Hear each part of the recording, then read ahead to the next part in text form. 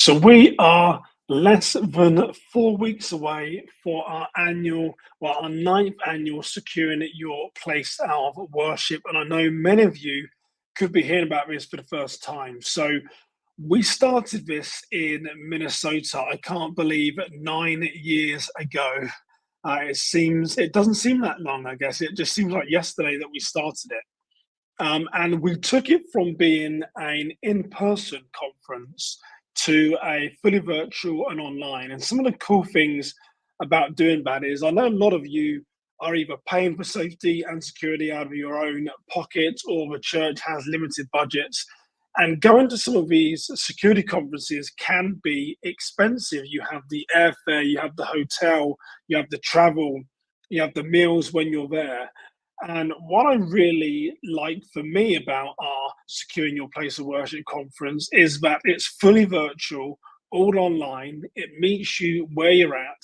You don't need to convince your manager, your leader, your volunteer coordinator to pay for any travel. You can just watch it from your own home or when you're at work and find your time around the meeting. So this year, it is Tuesday, the 10th of September. As I said, we are less than 4 weeks away. And I want to take you through a little bit about what we're going to be covering. So, my apologies, I'm going to be looking at my second screen. But if you go to worshipsecurity.org/conference, worshipsecurity.org/conference, I'll put the details in the notes below. You will see the landing page for our ninth annual Securing Your Place of Worship. As I mentioned, it's on Tuesday, September 10th. It goes from 9 a.m. till 8:20 in the evening. Now, don't be put off by saying, Simon, that is 11 hours. That is a long time. The great thing about this conference is it meets you where you're at. You can watch these from home around other meetings. And if you join our VIP, you will get access to all the conference videos after the event. And another great thing about being virtual is I know not all of you will be as infused as I am about some of the topics we might be talking about. And you might say, well, Simon, we're really good on this topic. Or Simon, I don't need to be educated on that. At a conference where you're in person, you have to sit through that hour presentation here. If you have a subject that you don't necessarily want to watch, you can just dip out and that's fine. Don't go to that session and you can go to the sessions that you want. So it really allows you to pick and choose. So worshipsecurity.org/conference. As I mentioned, this is our ninth annual fully virtual, run via Zoom. You'll just log in from wherever you're at. I want to take you briefly through the program. So we have the Reverend Kingsley from the Episcopal faith. He is going to be talking about trauma-informed care, the importance of mental health. Now, I'm in Georgia right now visiting a client, and we spoke about this earlier today, that so many of these active assailants, so much crime that occurs in churches is as a result of mental health. So this lesson is going to be impactful, and that is going to kick off the conference. Next, we have Phil Kurbis. He is Director of Information Security for a Catholic high school. This is a subject which isn't spoken about too much. Information security.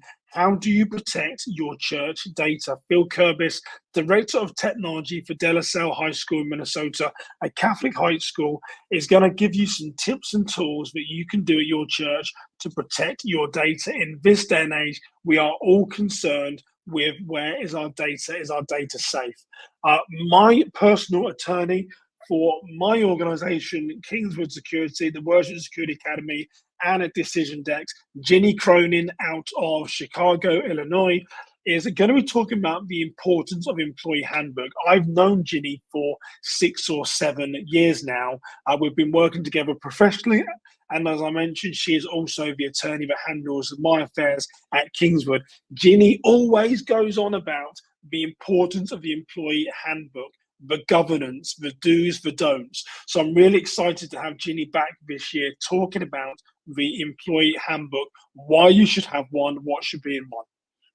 Now, I spoke with Lieutenant Colonel David Grossman only this past week at a Homeland Security conference in Pennsylvania. They were due to have 50 people, only 50 people registered.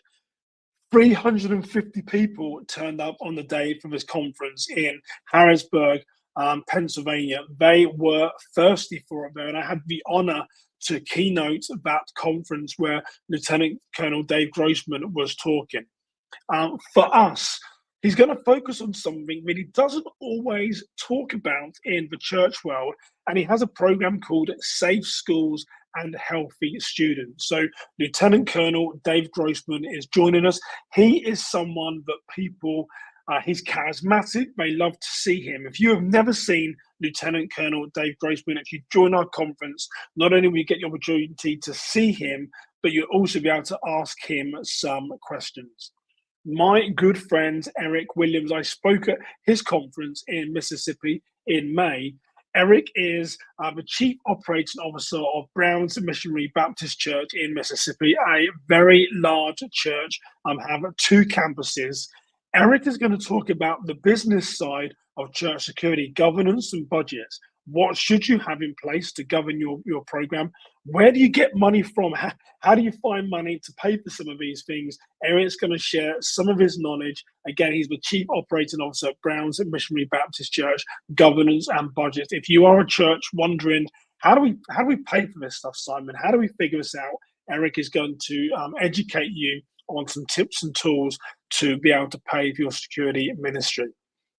One of my clients in California fell foul to an embezzlement, which really hit their community and their church leadership really hard. So Pastor Trina Turner is going to be joining us from Stockton, California. And her presentation is titled Recovery Following Church Embezzlement, What Happens When Disaster Strikes. Now, if you get our weekly church crime trends, if you are not getting that right now, you go to worshipsecurity.org. On the very front landing page, you can enter your email. We will mail that to you every Monday in a PDF document with church crimes from the previous week. There are so many embezzlements that occur in houses of worship. It's almost too common to really just fathom why this occurs. However, there's great learning from someone who has been there before, and Pastor Trina Turner is going to share with us what she wishes they'd done differently. What is it like recovery post-church embezzlement? And it was a large amount of funds that they were embezzled. So if you are concerned, like I am, about not so much the active assailant, high impact, low probability, let's look at the things that are most likely: lost child, medical, embezzlement. It all starts small. So that is going to be a great presentation from Pastor Trina Turner from Victory in Praise Church. My good friend from Guy Beveridge and Associates, and also the Protectors Toolkit, Guy is going to be talking about the importance of scenario training, tactics and tools to be effective. I am in Atlanta, Georgia right now, running a tabletop for one of my clients. Scenario training, tabletops should be the fundamental of your program to know how are we going to manage through this crisis. And scenario training is where you find the gaps in your program. So you're not going to want to miss Guy Beveridge talking about the importance of scenario training. My good friend Carl Chin from the Faith-Based Security Network. Carl hasn't spoken for a couple of years, but he is back with a new presentation called Wholehearted. I missed this at the Faith-Based Security Network only 2 weeks ago in Colorado. So I'm really excited for Carl to bring his new presentation. If you've not heard of Carl Chin, he is the Executive Director of the Faith-Based Security Network, long-time safety advocate. My two good friends, Wes Peterson from Eaglebrook Church and Mike Lynch from Traders Point Church in Indiana, they're back. They spoke last year. Everyone loved the session. So they are doing church safety team best practices. They are two security leaders at multi-church campuses. I believe Wes now has 12 campuses. I think Mike Lynch has 4, 5, or 6.